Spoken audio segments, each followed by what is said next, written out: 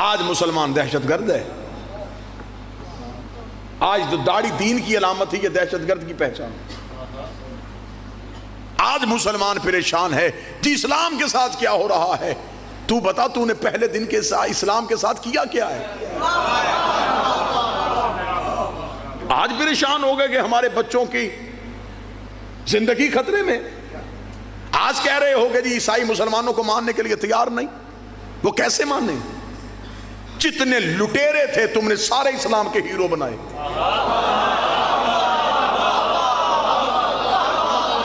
اتنا بغض، اتنی دشمنی اہل بیت کے ساتھ کہ بچوں کو تاریخ اسلام پڑھائی یا اسلامیات پڑھائی. ایک بھی جگہ پہ خاندان رسول کا تذکرہ نہیں. آپ خاموش رہیں یا بولیں، لیکن یہ حقائق ہیں. جو بچوں کو تاریخ اسلام پڑھائی گئی اس میں کہاں کسی امام کی ہسٹری پڑھی گئی؟ سلطان محمود غزنوی کون تھا جی؟ اسلام کا ہیرو تھا. کیا کیا تھا اس نے؟ اس نے سومناتھ کا بت توڑا تھا. وجہ کیوں نہیں بتاتے؟ اس کے اندر سونا تھا.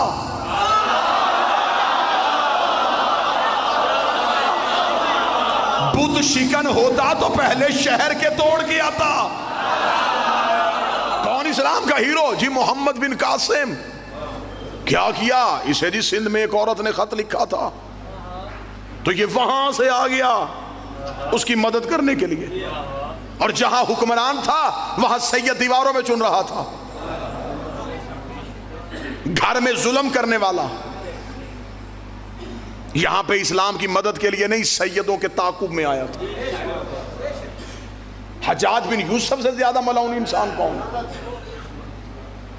یہی وجہ ہے کہ آج عیسائی بادشاہوں کے کردار کو اسلام سمجھتا ہے. بادشاہوں کا کردار اسلام نہیں، 14 کا کردار اسلام ہے.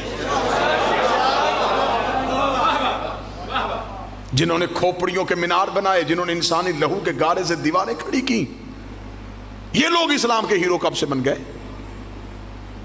یہی وجہ ہے کہ آج مسلمان دہشت گرد بن گیا. اس لیے کہ جتنا اسلام لیا گیا وہ درباروں سے لیا گیا. قصور اسلام کا نہیں تھا. کو سمجھانے کے لیے ایک مثال دے دیتا ہوں. جب پہلی بار پانی زمین سے باہر آتا ہے چشمے کی صورت میں، وہ پانی انتہائی اعلیٰ، لذیذ، صاف، شفاف، کیونکہ وہ پہلی بار زمین سے باہر آیا. جو ہی وہ چشمہ ندی میں آیا، ندیاں نالوں میں آ گئی، یہ نہروں میں آ گئی. وہ نہریں جنگلوں کے قریب سے گزری، جنگلوں کے پتے شامل ہو گئے. شہروں کے قریب سے گزری، شہروں کی گندگی شامل ہو گئی. میدانی علاقوں کے قریب سے گزری تو ان علاقوں کی مٹی کی رنگت شامل ہو گئی. اب جب پانی ہم تک پہنچا تو اب ہمیں ڈاکٹروں نے کہا اسے پہلے چھان لینا، ابال لینا، اس میں بیماریاں ہیں، اس کی رنگت تبدیل ہو گئی ہے، اس میں بدبو آ گئی ہے. تو پانی تو وہی تھا جس میں صحت تھی. اب میں سطر پڑھنے لگا ہوں، جسے موضوع یاد ہے وہ سمجھ آئے گا. قصور پانی کا نہیں، رستوں نے پانی کا اثر بدل دیا. جہاں جہاں سے پانی گزرتا گیا رستوں نے پانی کا اثر بدل دیا. جسے مثال سمجھ میں نہیں آئی میں بات کھول دیتا ہوں. جب اسلام مکہ کی چوٹی سے آیا، اسلام میں حیا بھی، اسلام میں وفا بھی، اسلام میں انسانیت بھی، اسلام میں مذہب کا احترام بھی. لیکن جب یہ اسلام بادشاہوں کے درباروں میں آیا، اس میں جھوٹے راوی آ گئے، اس میں گندے محدث آ گئے، اس میں غلط کردار والے بادشاہ آ گئے. اسلام مکے کی وجہ سے پریشان نہیں ہوا، درباروں کی وجہ سے پریشان. اور بچوں کو تاریخ اسلام میں کیا پڑھایا گیا؟ عروج اسلام، زوال اسلام. میری سمجھ میں آج تک یہ لفظ ہی نہیں آیا کہ وہ کون سا اسلام ہے جسے زوال آیا تھا.